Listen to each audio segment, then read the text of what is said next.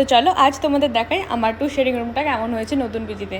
আর যেহেতু বাইরে কনস্ট্রাকশনের কাজ চলছে তো একটু ব্যাকগ্রাউন্ড নয়েজ হতেই পারে, তো ওটাকে ইগনোর করে দিও।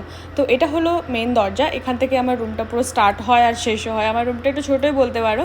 তো আমার রুমের সোজাসুজি থাকে, মানে দরজা সোজাসুজি থাকে আমার কাবারটা, আর ডান দিকে থাকে আমার বেডটা। বেডের পাশে এখনও অনেক কিছু জিনিসপত্র আমি আনপ্যাক করিনি, যেগুলো আমি রেখেছি।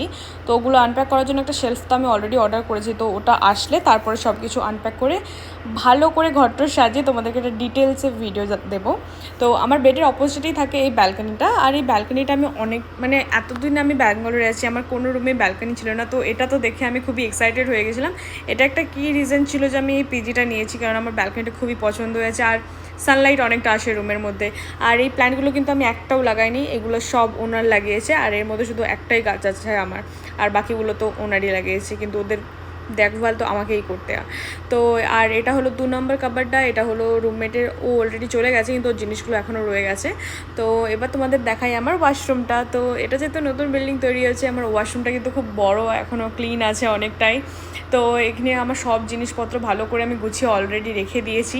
অ্যান্ড সবথেকে ভালো লাগে আমার এই ওয়াশরুমের মধ্যে এই কিউট ছোটো মিররটা, এখানে আমার মানে পিকচার ক্লিক করতেও অনেক ভালো লাগে। তো অলরেডি আমি পিকচার পোস্ট করে দিয়েছি। তো এই ছিল আমার রুম ট্যুর।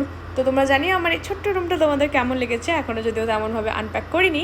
তো তোমরা জানিও আমার এই সিম্পল রুম ট্যুরটা কেমন লেগেছে। তো আজকের মতো এতটাই, টাটা বাই বাই, দেখা হচ্ছে পরের ভিডিওতে।